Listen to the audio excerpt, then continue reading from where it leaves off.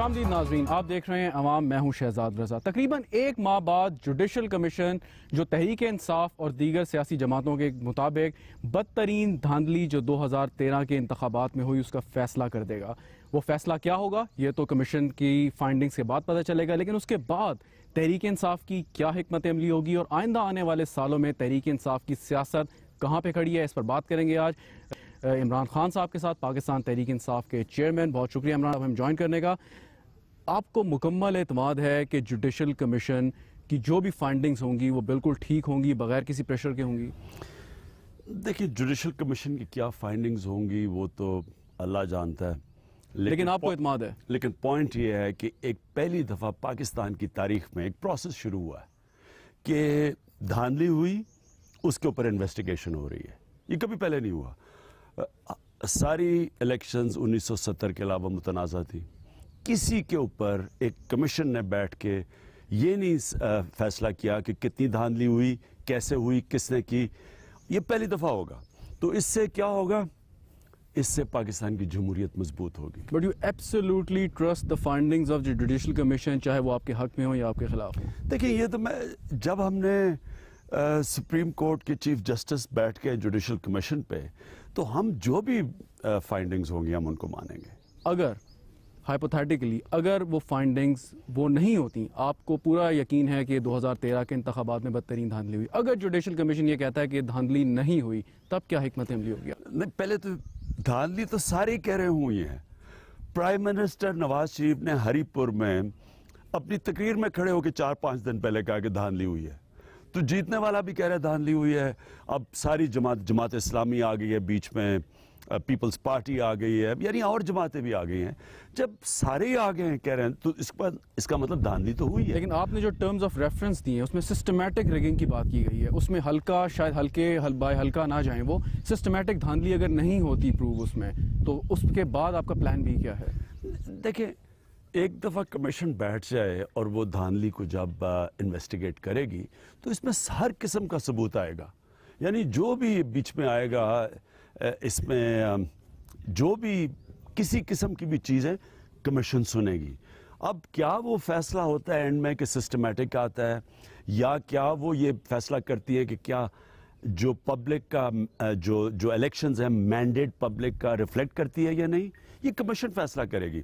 लेकिन हमें मौका मिल गया है, हमने बड़ी एविडेंस इकट्ठी की है। हमारे ख्याल में ये बड़ी सिस्टमेटिक रिगिंग हुई है।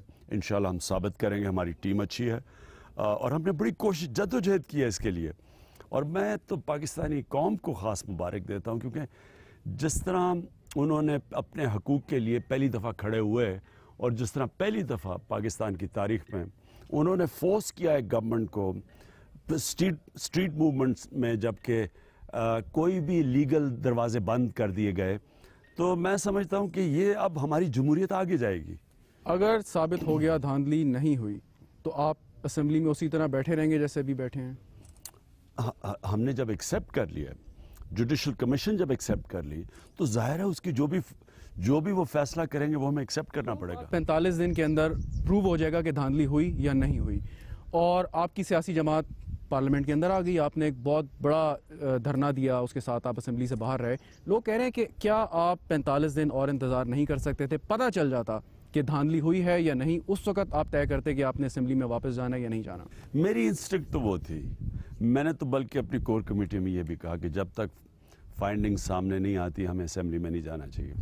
लेकिन दो चीज़ें हुई। एक तो हमारी अक्सरियत का यह व्यू था कि कई ऐसी चीज़ें हो रही हैं हमें अपोजिशन में हमें करनी चाहिए। मसलन LNG है, ये कोई अजीब किस्म का कॉन्ट्रैक्ट हुआ है जो कि पाकिस्तानियों को बड़ा नुकसान होगा जिसका। तो एक तो ये इशू था, लेकिन उससे बड़ा इशू ये था इराक का, यमन का। अब यमन का इशू ऐसा है कि वो जो गेम क्लिंचर था जिसकी वजह से हमने फैसला किया जाने का, वो यमन था। क्योंकि मुझे खौफ आ गया कि एक दफ़ा 11 साल पहले मैंने असेंबली में खड़े होकर इल्तिजा की, गवर्नमेंट से डिमांड की, रिक्वेस्ट की कि आप ना अमेरिका की जंग में जाएं और पाकिस्तान की फ़ौजों को वज़ीरिस्तान ना भेजें। एग्जैक्टली 11 साल पहले मुझे याद है मैं असेंबली में किधर खड़ा था, मैंने कहा اور بتایا کہ ہم پھنسنے جا رہے ہیں، دلدل میں پھنسنے جا رہے ہیں، دشمن فائدہ اٹھائیں گے اس سے، قبائلی علاقے کی روایت ہے، سب کچھ کہا میں نے. انہوں نے فوج بھیج دی، آج نتیجہ دیکھ لیں. تو میں یہ نہیں چاہتا تھا کہ ہم ایک اور کسی کی کانفلکٹ میں جس سے پاکستان کا کوئی تعلق نہیں ہے، ہم اس کے اندر پھر جا کے پھنس جائیں. جو ہے تو سول وار، لیکن وہ اس کے بعد سول وار کے بعد یہ بالکل سیکٹیرین لائنز پہ جائے گی. اور سیکٹیرین لائنز کا مطلب 40 ملین یعنی 4 کروڑ شیعہ ہیں پاکستان میں، اور وہ اگر سیکٹیرین سپلٹ آ جاتی ہے ہم اپنے ملک کو تباہی کی طرف دھکیل رہے ہیں. لیکن لوگ یہ کہہ رہے ہیں، آپ کی یمن کے اوپر ایک آپ کی بات ہے، لوگ یہ کہہ رہے ہیں کہ آپ کو ایک فیس سیونگ چاہیے تھی جس کی بنا پہ آپ نے اسمبلی میں واپس آنا تھا. دھرنا آپ کے وہ رزلٹ نہیں آئے جو آپ چاہ رہے تھے، نواز شریف نے استعفیٰ نہیں دیا. اب ایک چانس تھا آپ کے پاس اسمبلی میں واپس آ جائیں. میں اصل میں دیکھیں، لوگ جو بھی آپ کچھ کہیں گے، لوگ کچھ نہ کچھ تو کہیں گے، لیکن میرے میں تو بڑی کلیئرٹی ہے کہ ہم اگر 4 حلقے ہمارے دیکھ لیتے، جو میں 1 سال سے لگا ہوا تھا کہنے، صرف 4 حلقے مانگے تھے، ان کی انویسٹیگیشن کر دیتے، ہم جوڈیشل کمیشن بھی نہ مانتے. ان کی نہیں کی، انہوں نے آخر میں سڑکوں پہ نکلے جوڈیشل کمیشن کی ڈیمانڈ پہ، اور دھرنا بھی اسی کے لیے دیا ہم نے. تو اگر وہ مان جاتے تو ہمیں ضرورت ہی نہ ہوتی. تو ہمارا تو آبجیکٹو بیسکلی انویسٹیگیشن تھا 2013 کی الیکشن میں. میرا ایمان ہے کہ انشاءاللہ یہ سارا ثابت ہو جائے گا، آپ کے سامنے آ جائے گا. یہ جو الیکشن کے اندر ہوا ہے، یہ ہو ہی نہیں سکتا کہ ساری پارٹیز کہہ رہی ہیں الیکشن میں دھاندلی ہوئی ہو، دھاندلی نہ ہوئی ہو. جو فیصلہ کرے گی جوڈیشل کمیشن کتنی دھاندلی ہوئی، سسٹمیٹک ہوئی یا نہیں، کس نے زیادہ کی، کون اس میں ملوث تھا، ریٹرننگ آفیسرز کا کیا رول تھا، کیونکہ وہ تو ٹرائیبونلز میں نہیں آ سکتا، انہوں نے کس طرح کا رول پلے کیا، کون پیچھے تھا ان کے. اور میرا ایمان ہے کہ انشاءاللہ جو چیزیں سامنے آئیں گی، آپ دیکھیں گے کہ پاکستان میں جو اگلا الیکشن ہوگا وہ میرے تو خیال میں اسی سال ہے انشاءاللہ. لیکن اگر 2018 میں بھی ہوتا ہے، کم از کم ہمارے ملک میں اب ایسا الیکشن ہوگا کہ جو جیتے گا، جو ہارے گا وہ مان جائے گا ہار، اور جیتے گا. کرکس آف دا میٹر ہے کہ جوڈیشل کمیشن کی جو بھی فائنڈنگ ہوگی وہ آپ کو قبول ہوگی. جی وہ تو ہمیں ایکسیپٹ کیا نا ہم نے. بالکل ٹھیک. خان صاحب پاکستان تحریک انصاف کے چیئرمین ہمارے ساتھ موجود ہیں. ناظرین ایک کوئک بریک لیتے ہیں، بریک کے بعد واپس آئیں گے.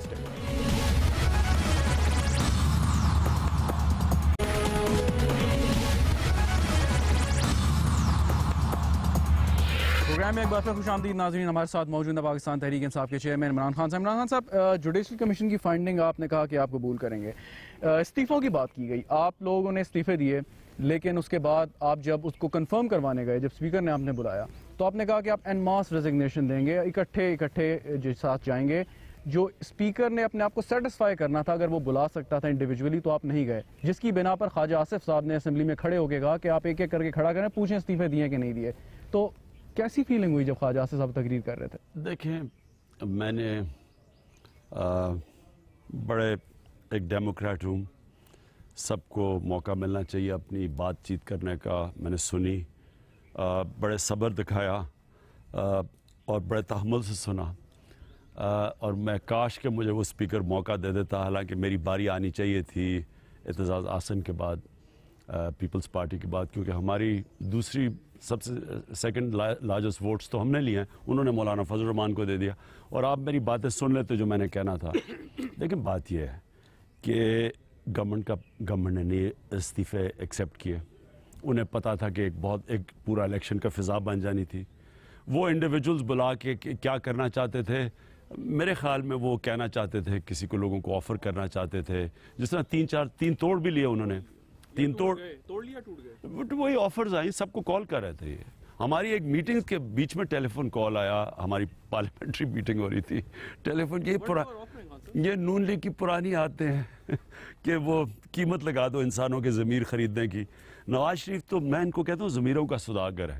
لفافہ جرنلزم، چھانگا مانگا کی پالیٹکس انہوں نے شروع کی. بہرحال انہوں نے تو ہمارے ایکسیپٹ کر جاتے استعفے. ہم نے تو، اور 1 مہینہ نہیں، 2 مہینے نہیں، 7-8 مہینے سے استعفے دیے ہوئے تھے.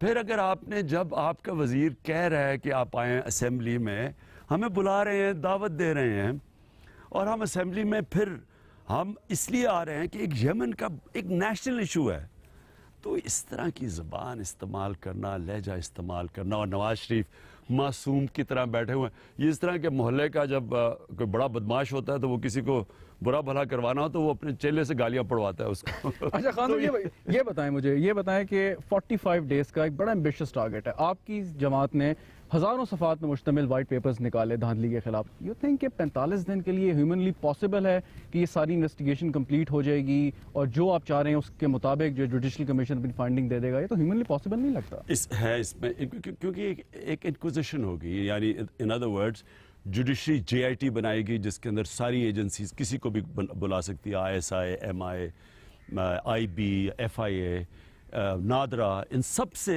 वो डायरेक्टली कैसे इंक्वायरी के लिए कह सकती है।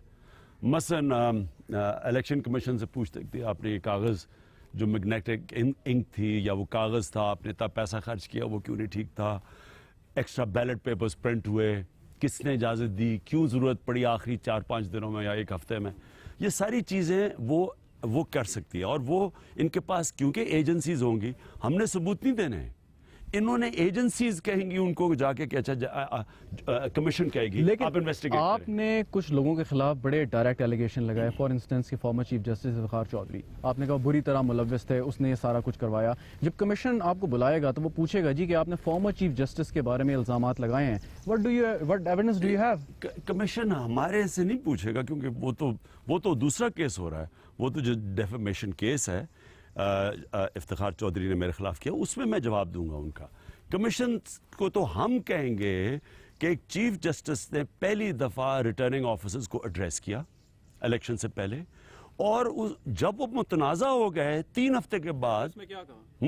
एड्रेस में क्या कहा उन्होंने? जो भी कहा, चीफ जस्टिस का रिटर्निंग ऑफिसर से क्या काम,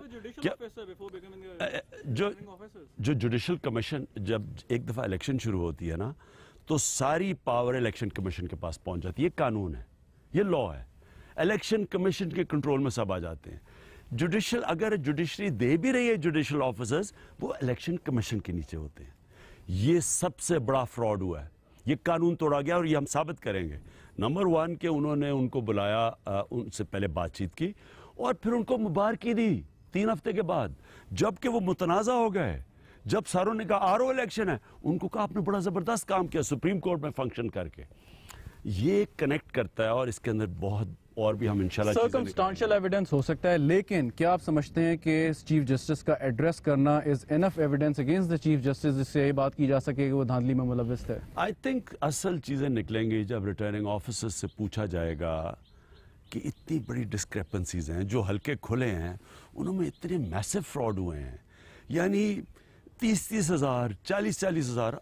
मेरे हल्के के अंदर जो फ्रॉड सामने आया है, हमने तो सारी वोट्स गिन ली। अग्रीड, लेकिन खान साहब तो वो एक मिनट रिटर्निंग ऑफिसर से ट्राइब्यूनल नहीं पूछ सकता, लेकिन जुडिशल कमीशन पूछ सकती है कि क्या आपको नजर नहीं आया, तो हम वहां से इंशाल्लाह कनेक्शन आपको बताएंगे, क्योंकि वो इलेक्शन कमीशन कहती है हमारे नीचे नहीं थे। अलाउ मी तो टू किसके नीचे थे? अलाउ मी टू आस्क के इलेक्शन जुडिशल कमीशन पूछ सकता है, लेकिन जब पूछेगा तो एविडेंस आएगा। उससे पहले आपकी जानिब से इतने संगीन इल्जामात का आना एक नेशनल लीडर की जानिब से, वो क्या रिप्रेजेंट करता है?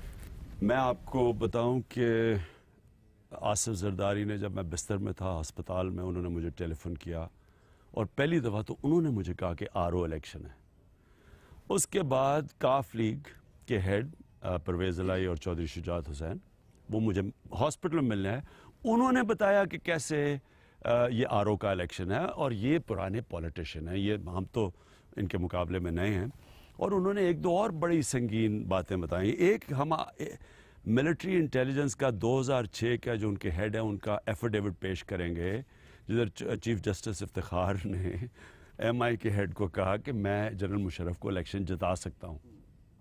ये 2006 की बात है और इंशाल्लाह हम कई चीज़ें अब इंशाल्लाह जुडिशल कमीशन के सामने आएंगी। ये मुझे बताइए कि अगर साबित हो जाता है कि धांधली हुई थी, जिस पे आपको पूरा यकीन है कि साबित हो जाएगा, तो री इलेक्शन की बात आप करते हैं। फॉर इंस्टेंस अगर नून लीग ने धांधली करवाई तो उसमें MQM का कसूर क्या होगा, या अगर MQM ने धांधली कराई तो उसमें PTI पीपल्स पार्टी को आप कैसे कसूरवार करेंगे कि जिसने धांधली की है सजा उसे मिले, पूरी पार्लियामेंट को क्यों?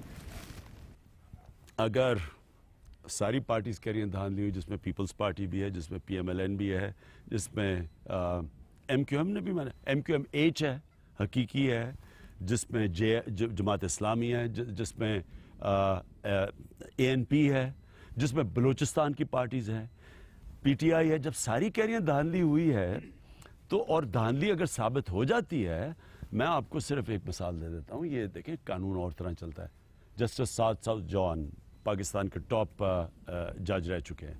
1977 کے اندر انہوں نے ایک حلقے کے اندر وہ ایک کیس دیکھ رہے تھے. 6 حلقوں کے اندر فراڈ نظر آ گیا. اگر وہ 6 پولنگ سٹیشنز کے اوپر فراڈ نظر آ گیا، اگر وہ 6 پولنگ سٹیشنز کی میکسیمائز ووٹس بھی دے دیتے دوسرے کینڈیڈیٹ کو تو پھر بھی وہ جیت گیا تھا. چیمہ غالباً تھا اس کا نام. انہوں نے 6 کے اوپر سارا الیکشن وائڈ کروا دیا اور کہا ری الیکشن کرواؤ. دیکھیں اگر ہم نے میس اسکیل پہ دھاندلی ثابت کر دی تو پھر آپ کو نیا الیکشن کروانا پڑے گا، کیونکہ اگر میس اسکیل پہ الیکشن ہوئی پھر کیسے آپ کہیں گے کہ لوگوں کو نے مینڈیٹ کس کو دیا ہے اور کون بن گیا. اور یہ اگر آپ یہ نہیں کریں گے، دیکھیں نا، پھر آپ تو اوپنلی لوگوں کو کہہ رہے ہیں، آپ موقع دے رہے ہیں لوگوں کے اگلے الیکشن میں بھی دھاندلی کرو. جن لوگوں نے دھاندلی کی یہ ثابت ہو گیا تو کیا انہیں دوبارہ الیکشن لڑنا چاہیے؟ دیکھیں جی، اس میں کئی جگہ تو کینڈیڈیٹس کا سامنے آ جائے گا، لیکن کئی جگہ ہو سکتا ہے کہ کینڈیڈیٹس کا نام بھی آئے. مثلا نبیل گبول نے اسٹیٹمنٹ دی ہے، کہتے ہیں کہ میں نے جا کے دیکھا پولنگ سٹیشن خالی پڑے تھے اور 1,40,000 ووٹ پڑ گئی. تو سن لیں نا، تو نبیل گبول کا تو قصور نہیں ہوگا کہ جو 1,40,000 ووٹ پڑ گئے. سسٹمیٹک دھاندلی ہوئی، نواز شریف صاحب کی ایما پہ ہوئی، تو کیا نواز شریف صاحب کو آگے الیکشن لڑنے کی اجازت ملنی چاہیے؟ میرا انسٹنکٹ ہے، میں کہتا ہوں کہ ٹیکنیکل ناک آؤٹ نہ ہو. میں چاہتا ہوں کہ ہم نواز شریف کو فری اینڈ فیئر الیکشنز کے اندر شکست دیں، پولیٹیکل شکست ہے. خان صاحب کیسے کہ اگر آپ یہ کہتے ہیں کہ ایک بندے نے مینڈیٹ چرایا، لوگوں کو دھوکہ دیا، اتنا بڑی ریگنگ کی، تو پھر اس بندے کو چانس کیوں ملے؟ لیکن اگر یہ نہ ثابت ہوا، اگر تو یہ ثابت ہو گیا، دیکھیں نا، اگر یہ ثابت ہو گیا کہ ریگنگ کی گئی ہے اور سسٹمیٹک کی گئی ہے اور اس کے اندر لوگ بڑے ملوث تھے، تو جو ملوث تھے وہ سامنے آ جائیں گے. دیکھیں نا، وہ نون لیگ کی یہ پلی ہے، جی ہم تو الیکشن لڑ رہے تھے، ہمیں تو وہ تو کہیں گے کہ انہوں نے کی ہے، وہ تو کسی اور کے اوپر ڈالیں گے. لیکن اگر وہ لنک ثابت ہو گیا کہ نواز شریف کو کسی اور کا بھی، تو ان کو تو پھر آپ کو باہر کرنا پڑے گا. بالکل ٹھیک ہے. تحریک انصاف کے سربراہ عمران خان صاحب ہمارے ساتھ ہیں. وقفہ لیتے ہیں، وقفے کے بعد جب واپس آئیں گے تو بات کریں گے کراچی کے الیکشن. ہمارے ساتھ رہیے.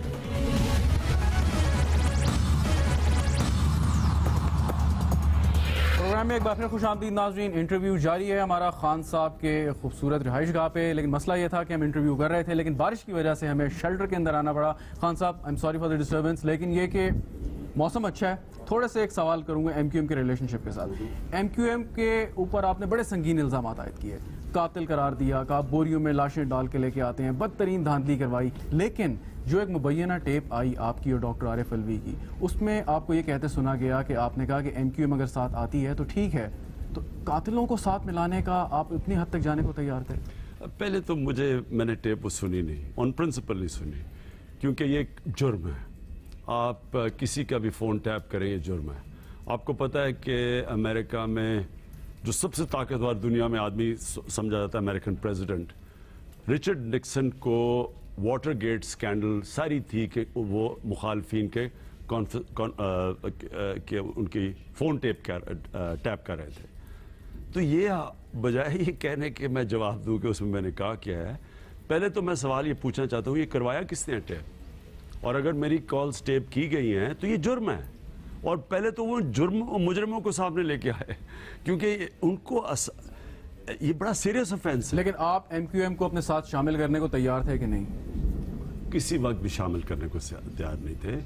شامل کرنے کو تیار تھے پریشر ڈالنے کے لیے. ساری کوشش یہ تھی کہ گورنمنٹ جوڈیشل کمیشن بنائے، ایک الیکشن کی تفتیش کروائے، جو اب ہو گئی ہے. یعنی اگر گورنمنٹ جو آج مان گئی ہے، یہ آج سے سال پہلے مان جاتی تو کچھ بھی نہ ہوتا. یہ چھوڑیں 4 حلقے کھول دیتی تو کچھ بھی نہ ہوتا. یعنی یا تو ہم کوئی الیکشن کی تیاری کر رہے ہوں کسی کے ساتھ مل کے یا کچھ. ہمارا مقصد کیا تھا؟ جو کہ پاکستانیوں کا فائدہ ہوگا، صاف اور شفاف الیکشن، جو آج تک نہیں ہوئے سوائے 70 کے. اور ہمارے ساتھ والے ہمسائے ہندوستان میں 50 کروڑ لوگ ووٹ ڈالتے ہیں. جو جیتتا ہے، جو ہارتا ہے اپنی ہار مان جاتا ہے، جو جیتتا ہے اسے مبارک دیتا ہے. ہم یہ کیوں نہیں کر سکتے؟ کیونکہ آئین آپ کا آرٹیکل 218 کہتا ہے کہ پارلیمنٹ آ ہی صرف سکتی ہے صاف اور شفاف الیکشن میں. اس لیے جو خواجہ آصف نے اتنا گلا پھاڑ پھاڑ کے نواز شریف کو خوش کرنے کے لیے وہ ماجے گامے کی طرح آوازیں لگائی تھیں، ان کو پہلے آرٹیکل 218 پڑھ لینا چاہیے. میں تو اس اسمبلی کو تب جائز مانوں گا جب جوڈیشل کمیشن اس کو جائز قرار دے دے گی. کیونکہ آئین یہ کہتا ہے کہ صرف صاف اور شفاف الیکشن سے ایک اسمبلی آ سکتی ہے. تو جب ساری پارٹیز کہہ رہی ہیں، نواز شریف خود کہہ رہا ہے کہ الیکشن میں دھاندلی ہوئی، تو پھر اسمبلی جائز کیسے ہو گئی؟ کانٹرڈکشن ہے. اس کا مطلب کہ آپ نے دھاندلی شدہ الیکشن کے ذریعے اسمبلی مان لی. اس کا مطلب کہ اگر اگلے الیکشن میں تحریک انصاف دھاندلی کر کے جیت جاتی ہے تو آپ مان لیں گے. آپ کے مخالفین آپ پہ یہ الزام لگاتے ہیں کہ جب آپ نے دھرنا دیا اور کنٹینر کی سیاست، میاں نواز شریف صاحب نے 1-2 دن پہلے بھی کہا کہ کنٹینر کی سیاست میں نہیں کرتا، اور آپ نے کنٹینر پہ چڑھ کے لوگوں کے بارے میں الزامات لگائے. ایم کیو ایم کے حوالے سے آپ نے بڑے سنگین الزامات لگائے. عدالت میں جواب آپ کی طرف سے دائر کیا جاتا ہے کہ آپ کو رائے دینے کی آزادی ہے. رائے دینے کی آزادی میں اور اتنے سنگین الزام لگانے میں آپ نہیں سمجھتے کوئی فرق؟ پہلے تو آپ نے کہا نا کہ میاں صاحب کہتے ہیں کنٹینر کی سیاست نہیں کر سکتے. وہ واقعی نہیں کر سکتے. آرام پسند آدمی ہے، زندگی میں سٹرگل کی نہیں. جنرل جیلانی نے اٹھا کے ان کو پہلے چیف منسٹر بنا دیا، پھر وہ ISI نے، سب کو پتا ہے جنرل دورانی کی ایفیڈیوٹ ہے سپریم کورٹ میں جو چودھری افتخار نے بڑا فیور کیا. اس میں تو جب سارا سامنے آ گیا تو ان کو فیصلہ کرنا چاہیے تھا کہ ISI کے فنڈز ملے تھے نواز ایک شریف کو. وقت میں آپ بھی جنرل مشرف کو سپورٹ کرتے تھے. نہیں، انہوں نے نہیں کیے. یہ تو بہت بڑا جرم ہے. اگر مشرف کے صرف ریفرینڈم کو سپورٹ کیا جو پبلک میں نے معافی مانگی اس میں، اور مجھے ISI فنڈ کرے الیکشن میں، ایک تو بہت بڑا جرم ہے. یہ تو جرم ہے. تو سنگین الزامات بغیر ثبوت کے. میری پوائنٹ یہ ہے کہ پہلے تو میاں صاحب نے کبھی زندگی میں اپوزیشن کی سیاست کی نہیں. وہ جب اپوزیشن کا وقت آیا تو باہر چلے گئے، سعودی عربیہ میں جا کے رائل گیسٹ ٹھہر گئے. تو انہوں نے تو کبھی یہ جو اصل پالیٹکس ہوتی ہے، آپ سٹینڈ لیتے ہیں موقف کے اوپر، لیڈر تو بنتا ہے یہ سٹینڈ لے کے، تو وہ کنٹینر کی واقعی سیاست کر بھی نہیں سکتے. میں نے جو ان کے اوپر الزامات لگائے ہیں یہ سارے ہمارے پاس فائلیں پڑی ہوئی ہیں. الطاف حسین کے اوپر 234 کیسز ہیں، 45 قتل کے کیسز ہیں، 20 تشدد کے کیسز ہیں، ٹارچر کے کیسز ہیں. تو یعنی یہ تو ڈاکیومنٹڈ ہیں سارے. آپ اگر وزیر اعظم بن جاتے ہیں اور آپ کہہ رہے ہیں کہ یہ سال الیکشن ایئر ہے، کیا وجہ ہے کہ لوگ آپ کو الیکٹ کریں ایز اے وزیر اعظم؟ صرف ایک وجہ ہے کہ پاکستان کے اندر قانون کی بالادستی، کون انصاف قائم کر سکتا ہے اس ملک میں؟ کیونکہ انصاف کے اوپر ہی قوم اکٹھی ہوگی. یہ یاد رکھنا کہ بلوچ اگر کہتا ہے کہ میں کیوں پاکستان کا حصہ ہوں اگر مجھے انصاف ہی نہیں مل رہا. یہ بھی ہو سکتا ہے کہ وزیرستان کے لوگ، کیونکہ وہاں بہت زیادہ بڑے کاپر کے اور سونے کے، تانبے کے اور سونے کے ذخیرے ہیں وزیرستان میں، ایک دن وہ کہتے ہیں کہ جب ان کے پاس، ہمارے پاس اتنا پیسہ ہے، ہم کیوں پاکستان کا حصہ؟ لوگ ایک ملک کا حصہ تب بنتے ہیں جب لوگوں کی ایک آواز شریک ہوتے ہیں فیصلوں میں اپنی زندگی کے، اور دوسرا کہ ان کو ایک معاشرہ انصاف دیتا ہے. اگلے 2 سال تو یعنی قانون کی بالادستی قائم کرنا میرا نمبر 1 چیز یہ ہوگی کہ ہر پاکستانی آزاد ہوگا کیونکہ اس کو انصاف ملے گا. احتساب اور احتساب سب سے بڑا انصاف کا حصہ ہے. دیکھیں ہم جب کہتے ہیں نا کہ جمہوریت کیا ہوتی ہے، لوگوں کو تو پتہ ہی نہیں جمہوریت کیا ہوتی ہے. اس کے 2 بہت بڑی چیزیں. جب قائد اعظم سے کسی نے پوچھا کہ آپ جمہوریت ویسٹ منسٹر ماڈل فالو کریں گے انگریزوں کا، انہوں نے کہا نہیں، 1400 سال پہلے جو ہم نے ماڈل دیا تھا مسلمانوں نے دنیا میں، اس میں 2 چیزیں تھیں کہ حضرت عمر اور حضرت علی رضی اللہ تعالیٰ ایک عدالت میں جاتے ہیں، پیش ہوتے ہیں عدالت میں، خود قانون کے نیچے ہوتے ہیں. حضرت علی رضی اللہ تعالیٰ کیس ہار جاتے ہیں یہودی شہری سے، اور پھر احتساب ایسا تھا کہ حضرت عمر کو عام آدمی کھڑا ہو کے پوچھتا ہے کہ عمر بتا تو نے کپڑے کدھر سے یہ لیے، کدھر سے پیسہ آیا؟ میں یہ جب خواجہ آصف شور میں چاہ رہا تھا، میں نے کہا اتنا پیشن کہ میں صرف جو میں ڈیمانڈ کر رہا ہوں یہ پیشن کاش اس میں آئے کہ نواز شریف آپ کا بیٹا 700 کروڑ روپے کے گھر میں رہ رہا ہے لنڈن میں، 200 ارب روپیہ اس کی کمپنی کی ویلیو ہے، 20 سال پہلے آپ کے پاس تھا کچھ نہیں باہر پاکستان، کدھر سے آیا پیسہ؟ یہ ہوتی ہے جمہوریت. جمہوریت اکاؤنٹیبلٹی کے بغیر جمہوریت نہیں ہوتی. سارے مغرب کے جو لیڈرز ہیں وہ اپنی اکاؤنٹیبلٹی سے شروع کرتے ہیں، سب سے پہلے اپنے اثاثے ڈکلیئر کرتے ہیں. میں جو ڈیمانڈ کروں گا، جو سب سے پہلا کام کروں گا انصاف میں، کہ ساری لیڈرشپ اپنے اثاثے ڈکلیئر کرے، اپنے ایسٹس ڈکلیئر کرے. یعنی کہ آپ اگلے 2 سال میں اپنے آپ کو وزیر اعظم کے طور پہ دیکھ رہے ہیں؟ دیکھیں نا، یہ آپ نے بات ایسے کی کہ انسان گراؤنڈ میں اتر رہا ہے میچ کھیلنے کے لیے تو وہ جیتنے کے لیے جاتا ہے نا، پھر جو بھی ہوتا ہے مقابلہ کر لیتا ہے. لیکن میں سمجھتا ہوں کہ انشاءاللہ یہ جو اگلا دور ہے وہ تحریک انصاف کا ہے. وہ اس لیے کہ جو ایک تو 2013 میں ایک سونامی اٹھی تھی، لیکن جو میں سمجھتا ہوں یہ دھرنے کے 126 دنوں نے لوگوں میں شعور پیدا کیا ہے. میں سمجھتا ہوں کہ پاکستان بدل چکا ہے اور انشاءاللہ آپ کے سامنے نظر آئے گا. کچھ چیزوں پہ آپ کا بڑا ایک کلیئر ایک ویو ہے، سٹانس ہے. فار انسٹنس کے ڈرون اٹیکس پہ آپ نے کئی دفعہ کہا کہ اگر آپ وزیر اعظم ہوتے تو آپ ایئر فورس کو حکم دیتے کہ ڈرون پلینز کو آپ گرا دیا جائے. وزیر اعظم اگر آپ بن جاتے ہیں تب بھی آپ کی وہی پالیسی ہوگی ڈرون گرانے کی؟ میری پالیسی ہوگی، میں پاکستان ہر پاکستانی کی عزت نفس کو اٹھاؤں گا. مجھے اب دیکھیں پاکستانی، میں تو بڑا ہوں نا پاکستان کے ساتھ. ایک ایسا وقت تھا کہ یو اے ای کا جب شیخ زاہد یہاں آتے تھے تو ڈپٹی کمشنر ان 60s کے اندر ان کو ایئرپورٹ ریسیو کرتا تھا. اور 60s میں جب پاکستان کا ایوب خان پریزیڈنٹ گیا امریکہ تو London Johnson American president airport پہ ریسیو کرنے آیا. یہ پاکستان تھا. آج ہندوستان کے لہجہ دیکھیں کیسا موڈی بات کرتا ہے پاکستان کے. آپ کرزئی، حامد کرزئی کیسے بات کرتے تھے پاکستان کے متعلق. آپ یہ دیکھیں کہ جو امریکنز نے ہمارے سے کیا ہے کہ دوست بھی ہیں، مر بھی رہے ہیں، پھر ڈو مور بھی کہہ رہے ہیں، پھر ڈرون اٹیکس بھی کر رہے ہیں، پھر ہمیں دوگلا بھی کہہ رہے ہیں. لیکن جو ابھی ایک یو اے ای کے وزیر نے ہمیں کہا ہے کہ پاکستان کو بڑی سزا ملے گی کہ ہم نیوٹرل نہیں رہے، یعنی ہمیں یہ بھی اجازت نہیں ملی کہ ہم نیوٹرل بھی رہ جائیں اس کے اوپر. تو اس کا مطلب کہ پاکستان نے یہ ہماری غلطی ہے، کسی کی غلطی نہیں ہے. ہم نے اپنے آپ کو اتنا نیچے گرا دیا ہے، ہم نے اپنی عزت نفس، قوم، بحیثیت قوم کھو بیٹھے ہیں کیونکہ ہم اپنی عزت نہیں کرتے، دنیا عزت نہیں کرتا. یو اے ای پہ، یمن میں آپ سے سوال کرتا ہوں، جو آپ کی سٹیٹمنٹ تھی ڈرون گرانے کے حوالے سے، کیا وہ صرف پبلک کنزمپشن کے لیے تھی یا اگر آپ وزیر اعظم بن گئے تو واقعی آپ ایسا کریں گے؟ میں آج آپ کو کہتا ہوں کہ یہ ڈرون اٹیکس جو بھی ہوتے ہیں پاکستان کی حکومت کی اجازت سے ہوتے ہیں.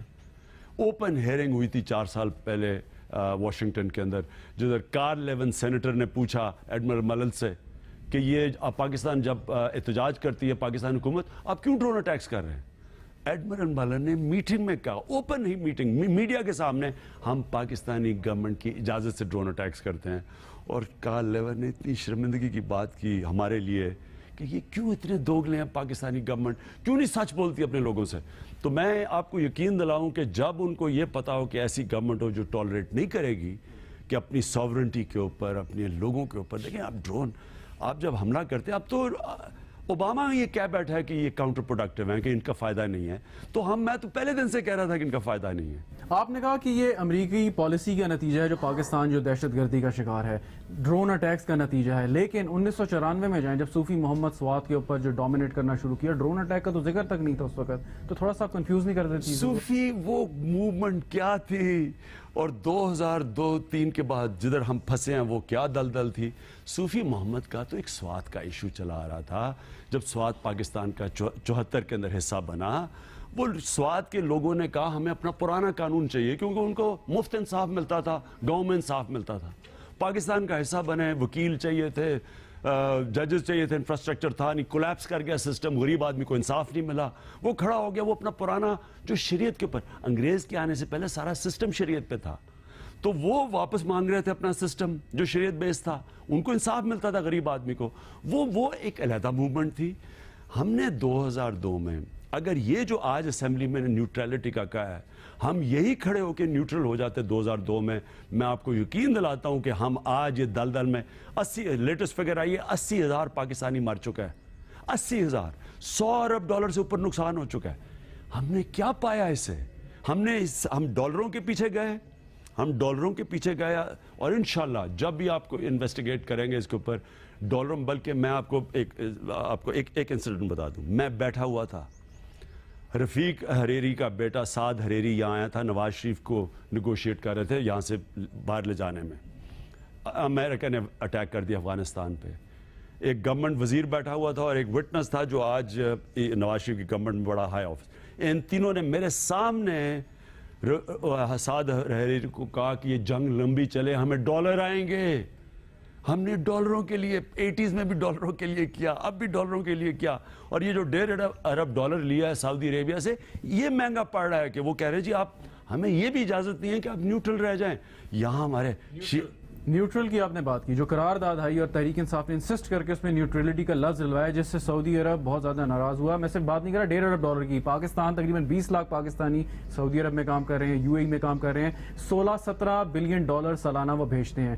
ڈونٹ یو تھنک کہ نیشنل انٹرسٹ میں جب آپ نے فیصلے کرنے ہوں تو آپ اتنا زیادہ جذباتیت میں نہیں بہ جاتے؟ بالکل جذباتی نہیں. ہم نے کہا کہ سعودی عربیہ سے ہمارے وہ ملک ہیں جو ہر مشکل میں ہمارے ساتھ آئے ہیں. ہم نے واضح کیا ہے, ہم نے یہ بھی کہا کہ اگر مکہ مدینہ کو کوئی تھریٹ ہو تو سارا پاکستانی کھڑا ہو جائے گا سعودی عربیہ کے ساتھ سب. لیکن کیا یہ بنتا ہے کہ ایک سول وار ہو رہی ہے, اس کے اندر ہم ایک کولیشن بنا کے وہاں ادھر انٹرفیئر کیا جا رہا ہے, اور ہم اس کولیشن کا حصہ بن جائیں, اور اس کا فال آؤٹ آنا ہے ایونچولی. اصل میں تو پراکسی وار ہو ہی رہی ہے ایران اور سعودی عربیہ میں, اور وہ پھر سیکٹیرین کی طرف جائے گی, شیعہ سنی کی طرف جائے گی. 4 کروڑ شیعہ پاکستان میں, کیا ہمیں اس میں مداخلت کرنی چاہیے؟ نہیں کرنی چاہیے. سارے پاکستانیوں نے کہا, پارلیمنٹ نے کہا. اب میں جدھر مجھے جو نواز شریف کا تھوڑی بیک ٹریکنگ ہوئی, انہوں نے پھر ایک طرف نیوٹرل کہہ رہے ہیں اور ایک طرف کہہ رہے ہیں ہم گورنمنٹ نہیں مان رہے ان کی, اور یہ وہ. یعنی نیوٹرل سٹانس رکھیں اور سمجھائیں. سعودی عربیہ اگر ہمارے دوست ہیں, ان کو سمجھنا چاہیے کہ ملک ابھی تک ہم ایک جنگ سے فارغ نہیں ہوئے. ہمارے 1,70,000 فوجی پھنسے ہوئے ہیں, ہمارے سیکٹیرینزم چل رہی ہے, ہم ابھی تک ہمارا معاشرہ ابھی تک برے حالات میں ہے, تو ہم ایک اور جنگ میں شریک ہیں. دوست کو سمجھنا چاہیے. عمران خان صاحب, یو تھنک کہ نواز شریف صاحب نے یو ٹرن لیا پارلیمنٹ کی قرارداد کے بعد, جو انہوں نے کلیریفیکیشن دینے کی کوشش کی, جس میں انہوں نے باغی بھی ڈکلیئر کر دیا, غیر منتخب حکومت بھی کہہ دیا یمن کی, تو یو تھنک انہوں نے یو ٹرن لیا؟ میرے خیال میں نواز شریف کے اوپر پریشر ہے. ایک تو وہ 1.5 ارب ڈالر کا پریشر ہے, اور دوسرا میرے خیال میں ان کی وہاں بزنس انٹرسٹ بھی ہیں سعودی عربیہ میں. تو اس لیے حالانکہ ایک یونینمس تھا پارلیمنٹ کی ریزولوشن, ملک میں یونینمس ہے. پاکستانی عقل مند لوگ ہیں, پاکستانی سیاسی لوگ ہیں, پاکستانیوں کو پتہ ہے کیا ہوا ہمارے ساتھ پچھلی یہ جو پہلے ہم کسی کی جنگ کو اپنی جنگ بنانے کی کوشش کی ہم نے, اور ہمیں جو نتیجہ ہوا. تو لوگ تنگ آئے ہوئے ہیں, لوگ امن چاہتے ہیں, لوگ اور جنگ میں نہیں شریک ہونا چاہتے. تو یہ کنسنسس تھا, نیشنل کنسنسس تھا. اور میرے خیال میں ان کو پھر یہ کہنا, سٹیٹمنٹ دینا کہ ہم وہ گورنمنٹ نہیں مانتے, اور یہ نہیں, پھر نیوٹرل کیسے رہے. پاکستان کو ثالث کا کردار ادا کرنا چاہیے. جس وقت آپ سائیڈز لینا شروع ہو جائے آپ ثالث نہیں بن سکتے. بالکل. خان صاحب ہمارے ساتھ موجود ہیں. ناظرین ایک وقفہ لیتے ہیں, وقفے کے بعد جب حاضر ہوں گے تو بات کریں گے سول ملٹری ریلیشن شپ کی اور تحریک انصاف کی کچھ انٹرنل پالیٹکس کی. ہمارے ساتھ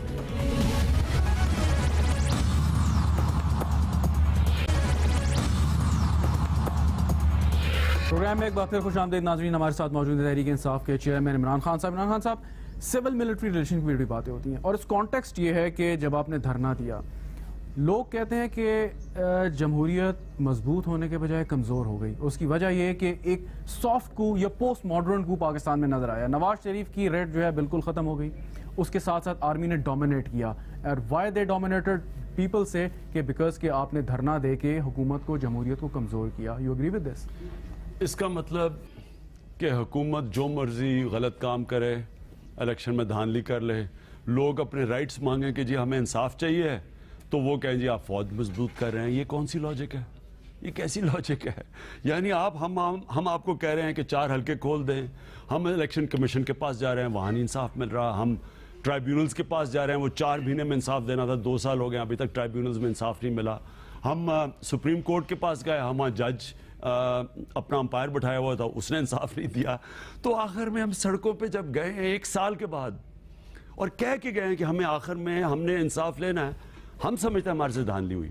میں لوگوں سے پوچھنا چاہتا ہوں کہ پھر اور ہم کیا کرتے ہیں؟ اور اگر ہم گئے ہیں تو پہلے آپ انصاف دے دیتے, ہم نہ جاتے سڑکوں پہ.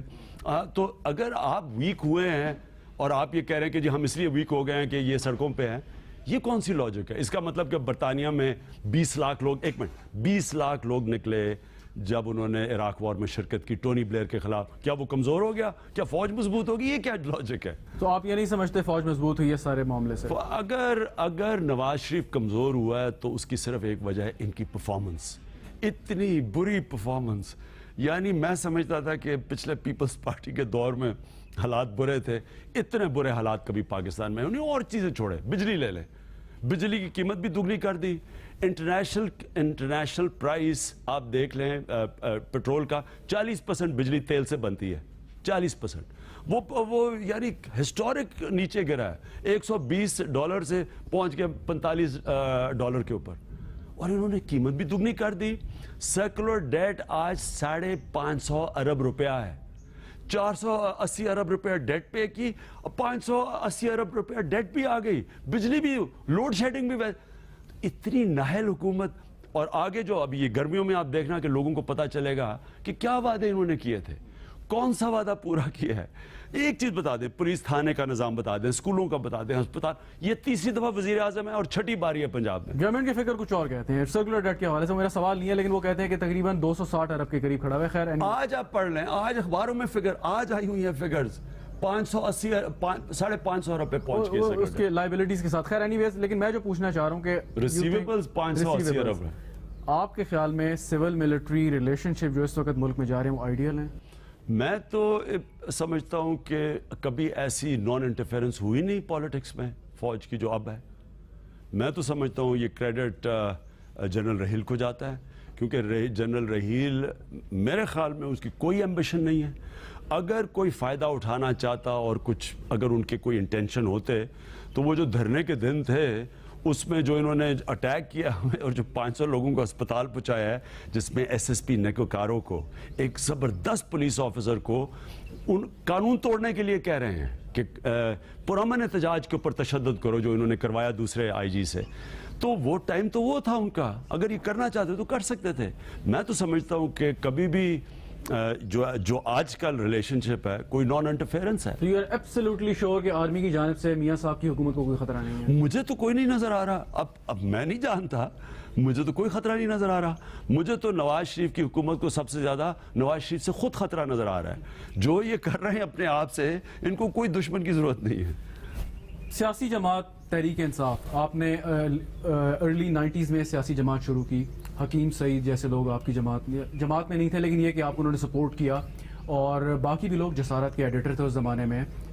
ملک مرتضیٰ صاحب تھے ریلیجس اسکالر جو آپ کے ساتھ ہوا کرتے تھے، مشورے دیا کرتے تھے۔ 4 حمید گل صاحب بھی تھے، 3 لوگ قتل ہو گئے، اور بھی لوگ آپ کے ساتھ آئے، لیکن وہ بھی آہستہ آہستہ آپ کو چھوڑ کے چلے گئے۔ لوگ یہ بات کرتے ہیں کہ تحریک انصاف کی جو آئیڈیالوجی ہے، یا عمران خان کی آئیڈیالوجی ہے، it's the new and a liberal face of Jamaat Islami. Would you agree with this? مجھے تو کبھی یہ سمجھ ہی نہیں آئی کہ یہ اتنی کیوں یہ لوگ ہماری آئیڈیالوجی نہیں سمجھتے۔ میں تو سمجھتا ہوں کہ جو سب سے آسان سمجھنے ہماری پولیٹیکل آئیڈیالوجی ہے قائد اعظم کی، یعنی میں تو ایک ہی رول ماڈل سمجھتا ہوں، قائد اعظم کو سمجھتا ہوں، میں نے ان کی ساری بایوگرافی پڑھی ہے۔ اور دوسرا جو کہ اگر آپ آئیڈیالوجیکل رول، نظریاتی رول ماڈل، تو وہ علامہ اقبال ہے۔ تو میں تو سمجھتا ہوں یہ تو ایک پاکستانیوں کی ایک آئیڈیالوجی ہے، اور یہ پاکستانی نے ایکسیپٹ کی ہے۔ یہ جو آج تحریک انصاف سارے پاکستان میں پھیل گئی ہے اور تیزی سے گئی ہے، پیسے کے بغیر، کوئی اسٹیبلشمنٹ کے کندھے دیے بغیر، پہلی پاکستان کی جماعت ہے جو ایک سٹرگل سے ساری جگہ پھیل گئی، اور خاص طور پہ دھرنے کے بعد، تو وہ اس لیے کہ لوگ ایکسیپٹ کرتے ہیں۔ یہ پاکستانیوں کی، پاکستانی علامہ اقبال کو اپنا نظریاتی رول ماڈل مانتے ہیں، اور پاکستانی قائد اعظم کو سمجھتے ہیں پولیٹیکل رول ماڈل، جو ہمارا بھی ہے۔ اگر آپ کو میں کہوں کہ ڈیفائن کریں تحریک انصاف کی آئیڈیالوجی کو، کہ آپ سینٹر رائٹ ہیں، سینٹر لیفٹ ہیں، فار لیفٹ ہیں، فار رائٹ ہیں، کہاں پہ ریٹ کریں گے؟ ہم سیکولر نہیں ہیں، ہم بلیو کرتے ہیں آبجیکٹیو ریزولوشن میں، جو کہ ساری پاکستان کی کانسٹیٹیوشنز میں اس کو ایکسیپٹ کیا ہے، جو بھی اس کے پوائنٹس، اگر آپ نے پڑھی آبجیکٹیو ریزولوشن، قرارداد پاکستان، تو اس کے ساتھ میں اپنے آپ کو، اگر آپ میرے سے پوچھتے ہیں، میں اپنے آپ کو لیفٹ سمجھتا ہوں، کیونکہ ہم بیسکلی سمجھتے ہیں پاکستان کو ایک فلائی ریاست بننی چاہیے، کہ ہم سمجھتے ہیں کہ عام آدمی کی بنیادی ضروریات اسٹیٹ کی ذمہ داری ہیں، سو وہاں میں لیفٹ ہوں۔ اور اگر آپ یہ کہتے ہیں کہ ہم سیکولر نہیں ہیں، کئی دفعہ جو سیکولر نہیں ہے اس کو رائٹ کہہ دیتے ہیں، مجھے اس کی سمجھ نہیں آتی۔ میں ایکچولی سمجھتا ہوں کہ جو ایکچوئل جو اگر آپ جس مسلمانوں کا کنسنسس ہے مدینہ کی ریاست پہ تو وہ تو لیفٹسٹ تھی, وہ تو لیفٹ تھا, وہ تو سب پہلی فلائی ریاست بنی تھی دنیا میں. آپ نے آبجیکٹو ریزولوشن کی بات کی. You think objective resolution is compatible with 11 August speech of Quaid Azam Muhammad Ali Jinnah? 100% compatible ہے. آپ مدینہ کی ریاست میں دیکھ لیں, قائد اعظم کی اسپیچ سے میں بات کر رہا ہوں. میں قائد اعظم کی اسپیچ جو کہہ رہا ہوں کہ سارے انسان ایک برابر ہیں, چاہے اب ہندو ہیں, چاہے اب مسلمان ہیں, چاہے اب مسیح ہیں, آپ سب ایک. ریاست کا کوئی مذہب نہیں ہے اور نہیں ہے ریاست کا اس کا ایکچولی مطلب یہ ہے کہ آپ کا جو بھی مذہب ہو یہ آپ کا رائٹ ہے اور آپ برابر کے شہری ہیں, یہ ہے اس کا مطلب. اور یہ اگر آپ جو ہمارے نبی صلی اللہ علیہ وسلم نے جو پیکٹ سائن کیا تھا یہودیوں سے اور عیسائیوں سے, مسیحوں سے جب مدینہ کی ریاست میں, تو ان کو وہی رائٹس دیے گئے تھے جو قائد اعظم بات کر رہے ہیں. تو یہ ہمارے اس کے بیچ میں ہے. یہ غلط فہمی ہے لوگوں کو کہ اسلام کہتا ہے کہ آپ 1 نمبر شہری ہیں, آپ 2 نمبر شہری ہیں. خان صاحب, پارٹی الیکشن, آخری 2 سوال ہے میرے کہ پارٹی الیکشن آپ کے ہوتے ہیں, بہت سے لوگ اعتراض کرتے ہیں پارٹی کے اندر کے الیکشن, جنرل الیکشن سے پہلے پارٹی الیکشن نہ کریں, نقصان ہو سکتا ہے, لیکن آپ نے کروائی, آپ کا ایک اپنا ویژن تھا, اس میں پرابلمز ہوئیں, جو بعد میں رپورٹ آئی اس میں کہا گیا کہ اس کے اندر پرابلمز تھی, کچھ لوگ ملوث تھے, وہ بات اپنی جگہ پہ ساری درست. لیکن یہ مجھے بتا دیں کہ اگر کوئی اس میں ملوث تھا, کسی نے گڑبڑ کی, کوئی ایکشن لیا آپ نے؟ دیکھیں, پہلے تو پہلی پاکستان کی پارٹی نے اتنا بڑا اوپن الیکشن کروایا. نارملی تو صرف ایک جماعت اسلامی کرواتی ہے, لیکن ان کا ایک محدود سا الیکٹرل کالج ہے. ہم نے اوپن الیکشن کروا دیا, 70 لاکھ کی ممبرشپ ہوگی. اس کے الیکٹرل رولز بنانے میں, کیونکہ ہم نے 4 مختلف طریقے سے بنائے تھے, ویب سائٹ سے, پرچیوں سے, ٹیلی فون کے نمبر کے ذریعے, تو وہ ہمیں الیکٹرل رولز بنانے میں بہت پرابلمز آئے. تو وہ جو 3 مہینے میں الیکشن ہونا تھا وہ 11 مہینے چلا گیا اور ہمیں بڑا نقصان ہوا اس کا. لیکن ہم نے کیا جو ہم گورنمنٹ سے مانگ رہے, جوڈیشل کمیشن بنا دی جسٹس وجید الدین کی. انہوں نے جب سارا الیکشن اسٹڈی کیا, انہوں نے کہا کہ آپ کو ری الیکشن کروانا پڑے گا. وائی؟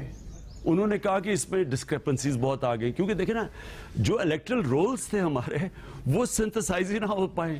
جو ایک طرف پرچیوں سے بن رہا ہے ممبر بن رہا ہے, ایک طرف ٹیلی فون کال سے بن رہا ہے, ایک طرف ویب سائٹ کے اوپر بن رہا ہے, وہ جب ہم نے ان کو ملانے کی کوشش کی اس میں پرابلمز بہت آئے. پہلی پارٹی الیکشن کروا رہی تھی, یا تو ہمیں نون لیگ اور پیپلز پارٹی کے ہمیں ملا ہوتا کہ انہوں نے اس طرح الیکشن کروانے, ہم کروا دیتے. تو ہمارے سے غلطیاں ہونی تھی.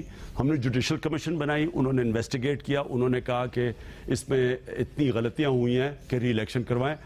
ہم نے ایکسیپٹ کر لیا, ہم نے الیکشن کمیشن نے اپوائنٹ کر دی, اور جب بھی الیکشن کمیشن اب پھر سے ممبرشپ کر کے کرے گی. آپ یہ کہہ رہے ہیں کہ کوئی ڈس آنیسٹی نہیں ہوئی؟ اس میں ہوئی ہوں گی, کیونکہ اور 2 چیزیں ہوئی نا. اصل تو پرابلم الیکٹرل رولز کا آیا, لیکن ڈس آنیسٹی ادھر آئی جدھر انڈائریکٹ الیکشن تھے. ہمارے سینٹ کا الیکشن ہوا ہے, سینٹ کا الیکشن کیونکہ انڈائریکٹ ہوتا پیسہ چلتا ہے, ہمارے الیکشن میں بھی کئی جگہ چلا ہے, لیکن اس کا پروف نہیں سامنے آیا. لیکن اس کا ہم نے توڑ یہ نکالا کہ ہم نے اب ڈائریکٹ الیکشن کروا دینے ہیں, یعنی ہم نے وہ سسٹم ہی چینج کر دینا ہے جدھر وہ موقع ملے لوگوں کو پیسہ چلانے. عمران خان پاکستان تحریک انصاف کے چیئرمین بات کرتے ہیں سسٹم کو شفاف کرنے کی اور ایک ایگزامپل سیٹ کر رہے ہیں, لیکن اگر اپنی جماعت میں اگر آپ یہ کہہ رہے ہیں کہ آپ اس کو کنٹرول نہیں کر سکتے, چیک نہیں کر سکتے, تو ہاؤ کین یو ایکسپیکٹ کہ اتنے بڑے لیول پہ ساری چیزیں آپ سامنے؟ لیکن یہ کبھی کسی نے پہلے کی نہیں. دیکھیں, اگر پاکستان میں ٹریڈیشن ہوتی پارٹیز کی الیکشنز کی, چلیں یہ جو 2 بڑی پارٹیز اپنے خاندان میں الیکشن کروا دیتی ہیں, اگر وہی ہو جاتا تو ہمیں کوئی پتہ تو چلتا نا کہ الیکشن کیسے کروانا ہے. پہلی دفعہ الیکشن کروا رہے تھے, اور ہم نے یہ صرف اور صرف جس پارٹی کی کمٹمنٹ ہے ڈیموکریسی کی وہ یہ کر سکتی تھی. سب نے کہا آپ کی پارٹی ٹوٹ جائے گی, آپ نہ کروائیں, اس کے باوجود کروایا, اور جنرل الیکشن کے سال میں کروایا. یعنی میں ابھی بھی آپ کو کہہ رہا ہوں اس کا ہمیں بڑا نقصان ہوا, کیونکہ وہ الیکشن بہت لمبا چلا گیا, 3 مہینے سے 11 مہینے پہ چلا گیا. 3 مہینے 6 ہفتے تو رہ گئے کیمپ, 6 ہفتے الیکشن سے پہلے ہمارا الیکشن ختم ہوا. اس لیے اس میں غلطیاں ہوئیں اور ہونی تھی. لیکن اب جو ہم الیکشن کروائیں گے, اور اب جو ہم الیکشن کمیشن تسنیم نورانی کے نیچے بنائی ہے, پوری سٹڈی کر کے کہ کیا کیا غلطیاں تھیں, اب انشاءاللہ بہترین الیکشن ہوگی جو ساری باقی پارٹیز کو مثال دیں گے کہ آپ نے الیکشنز کیسے کروانی ہے. اور انشاءاللہ پی ٹی آئی ادارہ ہی تب بنے گا اگلے الیکشن کے بعد. آن اے لائٹر نوٹ, شادی کے بعد کیا تبدیلی فیل کی پرسنالٹی میں؟ تبدیلی تو آ گئی ہے, زندگی مختلف ہے, بہتر آسان زندگی ہو گئی ہے. میں ایکچولی ہمیشہ سمجھتا ہوں کہ شادی کی زندگی زیادہ آسان ہے, حالانکہ میں زیادہ اپنی زندگی میری بیچلر گزری ہے, لیکن شادی زیادہ بہتر زندگی ہے, اسٹیبل زندگی ہے. تو یہ was it a difficult decision to get married again? Difficult تھا اس لیے کہ بچوں کے لیے، کیونکہ جب آپ کے بچے ہوں ایک شادی سے تو ٹاپ پرائرٹی آپ کے بچے ہوتے ہیں، اور بچوں کے لیے یہ سارے سائیکائٹرسٹ کہتے ہیں کہ جو سب سے بچوں کو تکلیف ہوتی ہے ڈیورس کی اتنی ہوتی ہے، دوسری شادی کی زیادہ ہوتی ہے، اس لیے بڑا کیئرفلی جانا، اس لیے، اور میں نے 10 سال سوچا بھی نہیں شادی کا، اسی وجہ سے بچوں کی. لیکن آبویسلی آپ نے کانفیڈنس بھی لیا ہوگا اپنے بچوں کو. جی بالکل لیا، لیکن یہ بڑا ایک ڈیلیکیٹ سا فیصلہ ہوتا ہے. موروثی سیاست میں بڑی باتیں ہوتی ہیں، کہیں ایسا تو نہیں کہ آپ نے شادی کی اور آپ کی جو وائف ہیں اس سیاست میں آ کے تحریک انصاف میں کوئی رول پلے کریں؟ وہ الزام جو دوسروں پہ آپ لگاتے ہیں کہ یہاں پہ نہ لگنا شروع ہو جائے. انشاءاللہ آپ تحریک انصاف میں دیکھیں گے کہ کبھی صرف میرٹ ہوگی، الیکٹڈ باڈیز ہوں گی، الیکٹڈ لوگ اوپر آئیں گے، اور کوئی بھی عمران خان کے رشتہ دار، چاہے اس کی بیوی ہو، چاہے کوئی رشتہ دار ہو، ان کو کوئی پریولیجز نہیں دی جائیں گی. ایک ہاں مدد کریں گی، میں ایکسپیکٹ کرتا ہوں کہ ریحام میری مدد کریں گی سوشل ورک میں. مثلا انہوں نے اسٹریٹ چلڈرن کا کاز اٹھایا ہے اور وہ بڑا سیریس ہے پختونخوا میں. اس کے اوپر ایک ڈاکیومنٹری بڑی شرمناک بنی ہے باہر بچوں کی ابیوز کے لیے. تو سوشل ورک میں بالکل شرکت کریں گے، اور کرنا بھی چاہیے، سارے پاکستانیوں کو کرنا چاہیے. میری ساری فیملی کرتی ہے، میری بہنیں کرتی ہیں سوشل ورک میں، اور میں ایکسپیکٹ کرتا ہوں کہ میری بیوی بھی کرے گی. تو فرسٹ لیڈی بننے کے علاوہ ان کا سیاست میں ایسا کوئی رول نہیں ہوگا اگر آپ پرائم منسٹر؟ فرسٹ لیڈی تو خیر وہ تو جب ہوگا، لیکن پالیٹکس میں کوئی ان کا نہیں ہوگا، سوشل ورک میں ہوگا. بہت شکریہ عمران خان صاحب، تحریک انصاف کے چیئرمین ہمارے ساتھ موجود تھے، بات کر رہے تھے مختلف ایشوز پہ. ناظرین پروگرام کا وقت ختم ہوا، شہزاد کو اجازت دیجیے، دیکھیے.